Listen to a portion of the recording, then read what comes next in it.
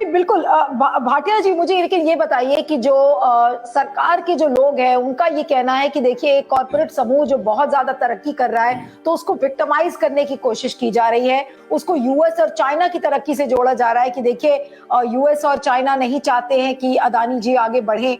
ये जो एक नैरेटिव निकल कर आ रहा है और उसमें ये भी कहा जा रहा है कि विपक्ष अदानी के बहाने मोदी को घेरना चाह रहा है, तो इस पर क्या कहेंगे? ये जो इस तरीके का जो एक बातचीत शुरू हो गई है ऑलरेडी, दोपहर से आज इसमें काफी चर्चा हो रही है इसको लेकर। नीलू जी, मोदी जी को घेरने की जरूरत नहीं है। ये मोदी ही हैं जो ऑस्ट्रेलियन प्राइम मिनिस्टर के साथ और आरबीआई एसबीआई चेयरमैन के साथ गौतम अडानी को अपने साथ ले जाते हैं और एक ही चेयर पे बैठ के, एक ही टेबल पे बैठ के कोल माइंस साइन होती हैं। भूलिए मत, वो तो वहां के लोग जागरूक थे जिन्होंने उस कोल माइन को काम रोक दिया और उसके खिलाफ आवाज उठाई। उसी समय अडानी को वहां घुसने नहीं दिया। ये मैं सुब्रमण्यम जी को बताना चाहता हूं। रेगुलेटरी अथॉरिटी की अपनी जिम्मेवारी होती है। सेबी बनाया किसके लिए गया है? एक शेयर का रेट 2014 के अंदर 30 रुपए था, वो 4200 रुपए टच कर जाता है आज, और हर चीज, हर इंस्टीट्यूशन के ऊपर अडानी का कब्जा हो जाता है। और आप कहते हैं उसके अंदर सरकार इन्वॉल्व नहीं है। सरकार, प्रधानमंत्री से लेके वित्त मंत्री की तो ये हैसियत ही नहीं है कि वो बोल पाए। प्रधानमंत्री से लेके नीचे तक क्या उसके सामने सेबी बोलेगी? क्या उसके सामने एसबीआई बोलेगा, जो टेबल पे बैठ के वो डील साइन करवाते हैं? और उसके बाद आप कहते हैं कि इन्वेस्टर्स का 8 से 10 लाख करोड़ मार्केट से उड़ गया। 20,000 करोड़ का एक पीनट्स, मैं बड़ा ईमानदार हूं, मैं वापस करता हूं, जिसके 33% शेयर्स एक ही दिन में गिर जाते हैं, वो आज उसका प्राइस 4200 रुपए से 1576 रुपए है। मिस्टर सुब्रमण्यम, याद करने वाली बात है। 4 दिन के अंदर प्राइसेस कहां से कहां खड़े हो गए आके। 25 जनवरी को रिपोर्ट आती है, उसके बावजूद भी सेबी चुप है। इसका मतलब आपको समझ नहीं आ रहा कि सरकार का कितना बड़ा दबाव है। 3 दिन से, जब से ये रिपोर्ट आई है, बीजेपी के प्रवक्ता टीवी डिबेट से गायब हैं। आज एक अजय आलोक को, आरएसएस के प्रवक्ता को बिठा के मोदी मानिया की तरफ से अडानी का सपोर्ट करवाया गया। किस बात का? ये लोग, इनके मुंह पे कालक पोत दी गई है। ये जो काला रंग इनके मुंह पे पुता हुआ था, फाउंडेशन लगाने से सफेद नहीं हो जाएगा, ये काला ही रहेगा। और अभी तो आप समय देखिए, अभी तो शुरुआत हुई है। आज मार्केट एक डेमोक्रेटिक वे में चलती है। इन्वेस्टर्स का पैसा इतना डूब गया, इन्वेस्टर्स ने बता दिया कि हिंडनबर्ग की रिपोर्ट क्या कह रही है, और उन्होंने उसको दोनों हाथ से एक्सेप्ट किया है, पूरी मार्केट ने। ये समय बताएगा आपको क्यों जरूरत पड़ी बीबीसी की रिपोर्ट रोकने की मोदी जी को। क्यों कंट्री के अंदर ऐसा हालात पैदा करने की कोशिश करी। अरे, हम हिंदुस्तान के इंस्टीट्यूशन नहीं जागे हैं तो दुनिया के इंस्टीट्यूशन जाग के आज हिंदुस्तान को चेहरा दिखा रहे हैं कि आप कौन सी दुनिया में जा रहे हैं।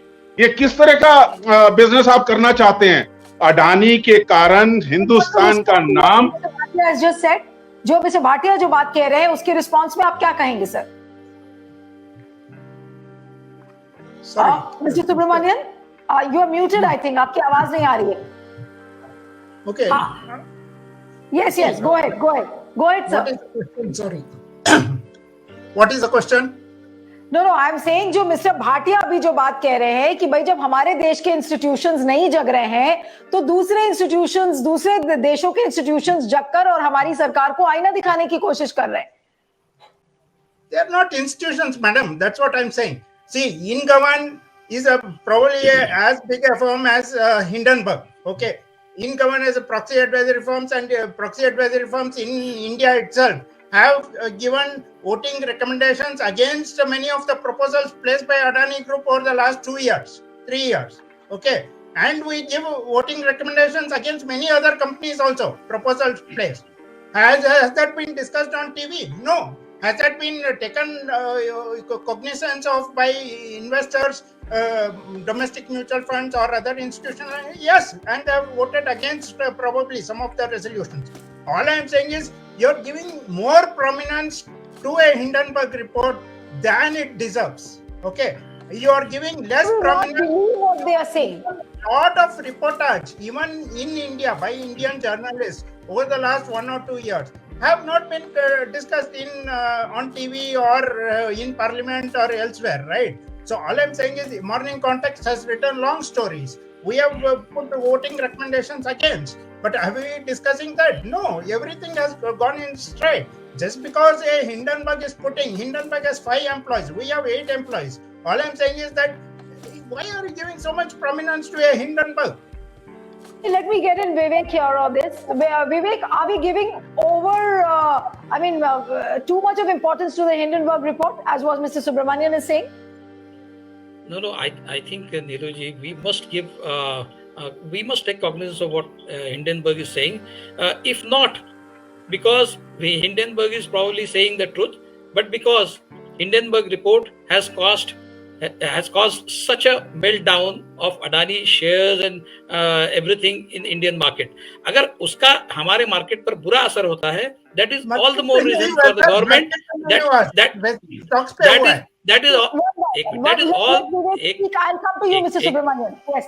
नहीं, सुब्रमण्यम साहब, ऐसा है कि अदानी का जो भी प्रकरण हुआ है उसका असर सिर्फ अदानी पर नहीं हुआ है. आप देखिए, आज का रिपोर्ट है कि सारी जी इंटरनेशनल इंस्टीट्यूशंस जो लेंडर्स है वो इनका कोलेटरल एक्सेप्ट करने के लिए तैयार नहीं, और हमारी बाकी जो कॉर्पोरेट कंपनियां हैं उन कंपनियों के बारे में भी बहुत देखभाल कर भी काम हो रहा है. क्या कहीं बाकी कंपनियां भी इंडिया की इस तरह से ऑपरेट करती है? इस तरह का एक सवाल पैदा हो गया है इंटरनेशनल मार्केट में. और हिंडनबर्ग रिपोर्ट अगर झूठ है, that is all the more reason for our government to step in and take care of whatever is happening. ये क्यों नहीं कर रही है सरकार? आप हिंडनबर्ग के पीछे तो लग जाइए, आप अडानी को छोड़ दीजिए. अगर हिंडनबर्ग ने इंडियन मार्केट और इंडियन कंपनी के खिलाफ झूठा कुछ काम किया है, अगर हिंडनबर्ग का मोटिव जो है वो मैनिपुलेशन का है, तो that is all the more reason for the government to step in. Why is the government not stepping in? कहीं तो पानी, कहीं तो गड़बड़ है, सरकार नहीं आ रही है. चीज थी, चाहे वो रिपोर्ट सही हो या गलत, लेकिन जो प्रॉब्लम्स उसमें साइटेड है, जो बातें कही गई हैं, आपको नहीं लग रहा है कि एक रिस्पॉन्सिबल सरकार को कम से कम सोचना तो चाहिए कि आखिर हिंडनबर्ग जैसी छोटी कंपनी अगर आज इतने बड़े एलिगेशन से कितने बड़े समूह के खिलाफ लगा रही है, तो उस पर जांच तो होनी चाहिए, कुछ इंक्वायरी तो होनी चाहिए, कुछ छानबीन होनी चाहिए कि आखिर वो ऐसी रिपोर्ट क्यों लेकर आए. हम उल्टा उनको एक और बात कहूंगा. जब यूएस के कांग्रेशनल कमेटी की ह्यूमन राइट्स पर रिपोर्ट आई थी इंडिया के, तब तो जाकर आपने तुरंत उसको रिबटल किया था. तो फिर हिंडनबर्ग कौन है भाई? अगर आप अमेरिका सरकार के खिलाफ रिबटल कर सकते हैं, तो हिंडनबर्ग जैसी एक मामूली कंपनी के खिलाफ आप रिबटल क्यों नहीं करते?